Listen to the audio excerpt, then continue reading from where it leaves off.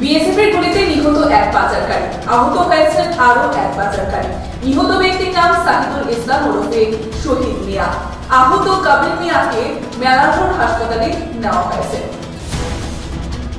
আসন্ন ত্রিপুরা দুটি লোকসভা নির্বাচন ও সাবরামনগর বিধানসভা কেন্দ্রের উপনির্বাচন উপলক্ষে ইলেকশনের স্পেশাল ট্রেন দিয়ে নিরাপত্তা রক্ষীরা এসে পৌঁছবেন রাজ্যের বিভিন্ন জায়গায় বিভিন্ন কেন্দ্রে তাদেরকে নিয়ে যাওয়া হবে নিরাপত্তার জন্য।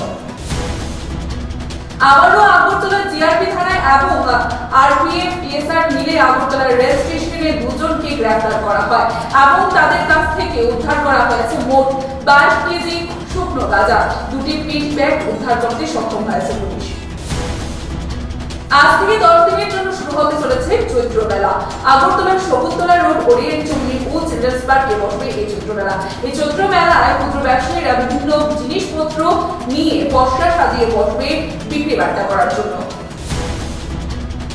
17 মার্চ গান্ধীঘাট এলাকা থেকে মারুতি 800 একটি গাড়ি চুরি হয়েছিল। সেই চুরির ঘটনার সঙ্গে একজনকে আটক করলেও তাকে জিজ্ঞাসাবাদের পর ওএনজিসি এলাকা থেকে শঙ্কর সরকার নামে আরেকজনকে আটক করেন পুলিশ। এই চুরির ঘটনার সাথে আরো জড়িত আছে বলে জানান পুলিশ।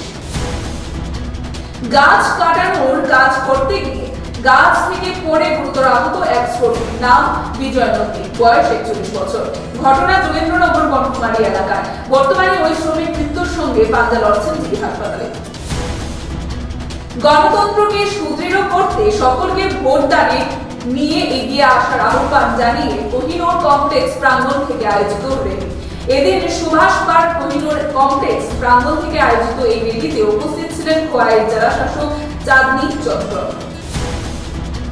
পূর্ব ঘোষণা অনুযায়ী 2024 লোকসভা নির্বাচন ত্রিপুরা রাজ্যের পশ্চিম আসনে 29 এপ্রিল এবং পূর্ব ত্রিপুরা আসনে 26 এপ্রিল নির্বাচন অনুষ্ঠিত হতে চলেছে। এই লোকসভা নির্বাচনকে ঘিরে সব ধরনের প্রস্তুতি সেরে নেওয়া হচ্ছে নির্বাচন কমিশন এবং প্রশাসনের তরফ থেকে। বৃহস্পতিবার দুপুরে বিশালগড় নিউ টাউন হল ঘরে নির্বাচন কমিশন এবং প্রশাসনের উচ্চপদস্থ যারা আধিকারিকরা রয়েছেন তাদের নিয়ে এক গুরুত্বপূর্ণ সভা অনুষ্ঠিত হয় এবং দুপুর 2 নাগাদ টাউন হলে এক সাংবাদিক সম্মেলন করে নির্বাচন কমিশনের এক আধিকারিক। ত্রিপুরার মানুষ আমাকে আদর করে, সম্মান করে। ত্রিপুরার মানুষ আমাকে পরিচয় দিয়েছে। আমাকে চীনের কেউ রাশিয়ার কেউ পরিচয় দেয়নি। আমি ত্রিপুরার মানুষের প্রতি কৃতজ্ঞ। বিশালগড়ে আয়োজিত সুবিশাল রোড শোতে একথা বললেন বিপ্লব কুমার দেব।